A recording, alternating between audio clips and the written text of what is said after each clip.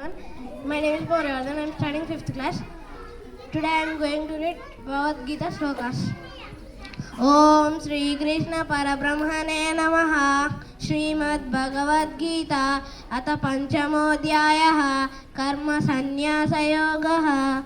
Arjuna Uvacha Sannyasam Karmanam Krishna Punaryogancha Shansasi Yachreyaitayorekam Tanme Bruhi Sunishchitam.